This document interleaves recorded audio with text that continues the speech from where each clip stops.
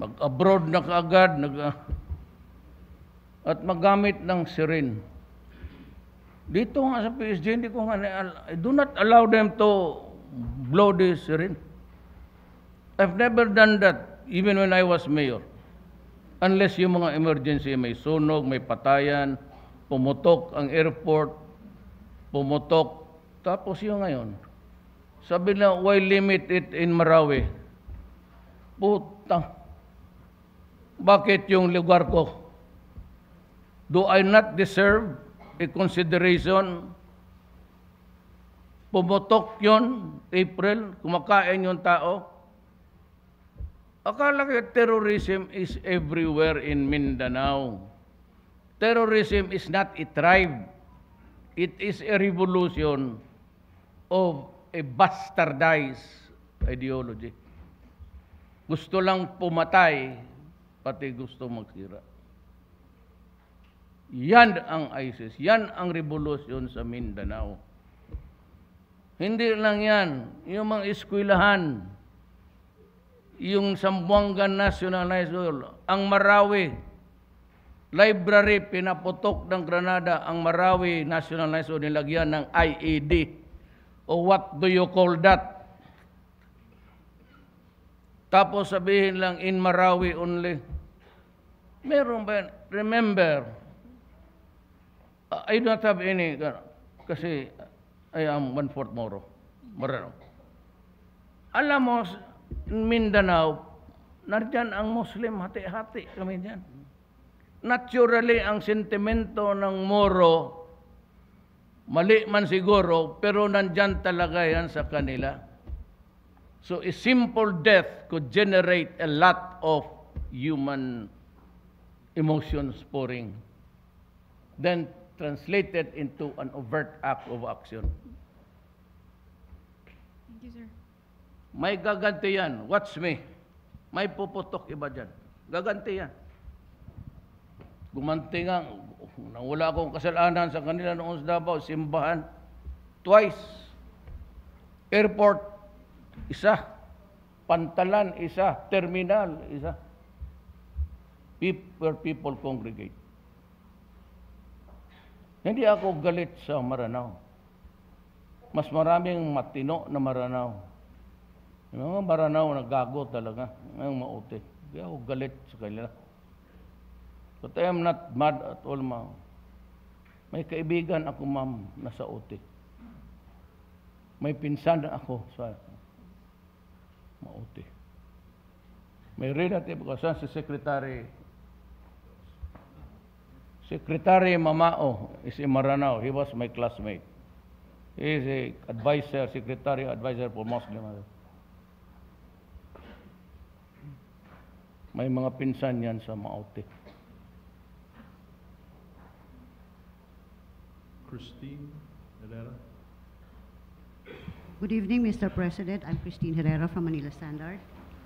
I have only two questions for you, Mr. President. One is about the military and one is about the economy. After your 2-hour-long speech, you Ilan said ba? 2 hours, sir. Sis ma'am, oy, di yun? Yeah. Ang bilis ng relo mo. Sira, yan. I counted. Yeah, bito. Yeah. Kasi ako ganon. 2 hours? You lost count, Mr. President. Anyway, Well, forgive me. Baka ito ang sira. Palit na lang tayo. Gusto. Yes, sir. About the military, you said earlier that you would intensify the recruitment, like 30 to 40,000 to replace all the troops that you've lost. No. To replace and to strengthen. Strengthen the military. Hindi naman ganun karami ang namatay. Yes, sir. And you would upgrade all the equipment, etc., etc. So is this an indication that you would also expand the coverage of the martial law that would include now Mindanao, Visayas, Luzon, Visayas, and Mindanao, nationwide? If there is a revolution everywhere and anywhere. Is there such an indicator, Mr. President? So what's the law? What's the reason for doing it? Because you said earlier that there was a lot of stockpile coming in, you don't know where it came from, and that there was failure Well, of obviously intelligence. it was a motherhood statement. But it could not be. It could not cover every place where there's no trouble. So there's no nationwide martial law, Mr. President? What? No nationwide. No nationwide martial law. Until Because December. why? Yeah. I will look stupid before the eyes of the public if I do that. And I am not ready to be called stupid. All right, Mr. President. About the economy, you seem to have forgotten how to improve the economy next year and this year. Ma'am, it's improving. It is you who is not reading. No, sir. You said earlier that No. you You are my economics. Yeah, I've told you I am not an economist. I'm a lawyer. But you can consult my team here. They are brighter than me. Look at your figures where you got it, and they will give you theirs. Yes, Mr. President. You said that the Davao had a growth of 9%, Yes, correct. and then you would make it like 21%, the highest in the world. Yeah, no. So how the would highest you- in the Philippines. not In the world. Philippines, so how would you do that, Mr. President? Could you assure us how? Well, you it would just make that improved happen? because the peace and order situation improved tremendously. It started when I was mayor. I mean, the blooming of Davao started when I was mayor, when everything was in order and there was less crime. It's all recorded. You can go there, you can get your facts from DTI, BIR. No big ticket projects, Mr. President, Like what? like how to create jobs for, Ganito, mame. I do not know if you were there. Nung nag-speech ako for the first time, and this is the exact words, I will make this place peaceful. But it is not my job to generate money because we have none in government for that. You, the private sector. Then I addressed myself to Mr. Ayala, who was still alive.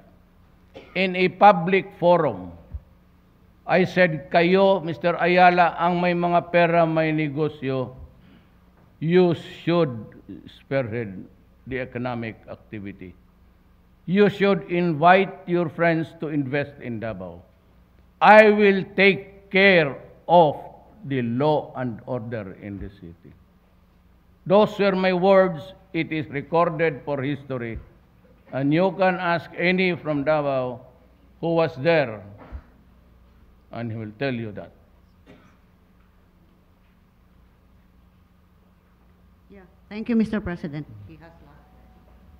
Cecile Morelli of the Agence France Press.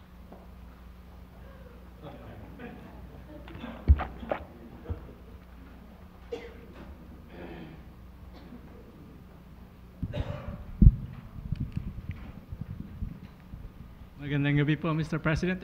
Itong susunod na 5 months po dito sa Mindanao, maliban po sa kampanya na gagawin ng ating mga kasundaluhan sa Marawi, ano po ang maaasahan ng mga ordinaryong civilian sa Mindanao? Will they be asked to sacrifice some of their civil liberties para maipatupad ninyo ng maayos ang martial law? Like curfews perhaps, restrictions on their movements, yung karapatan nilang pumunta sa mga korte to seek relief sa mga alalahanin nila? You can do everything in Davao elsewhere except in the places where there is a curfew. Nobody can force you to do a thing. We are allowed to live there in peace. Nobody has been forced to do anything against his will. The only thing, what would say was an impairment of those civil and political rights is that you have to go home at 12, because at 12, iba ang bakbakan, and they might not see you clearly if you are a civilian or an enemy. In other words, It is really for your own good. Wala pong repeat ng 1972 events.